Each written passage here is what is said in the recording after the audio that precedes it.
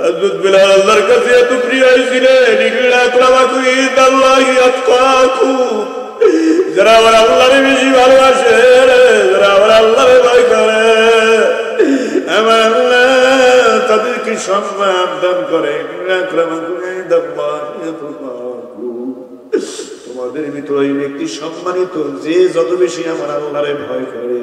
আল্লাহু আকবার। জিলাবি ডাক দিয়া কয়, আমার ভগবান যদি আজাদ দেয় রাত্র আর ভোর হবে না, ভোর হবে না। কোথায় গেল বেলাল, কোথায় গেল? খুঁজতে খুঁজতে সবাই তাকায় দেখে মসজিদে নববীতে সিজদা করে বেলাল রাদিয়াল্লাহু তাআলা কাঁদতেছেন। ও দয়ার মালিক,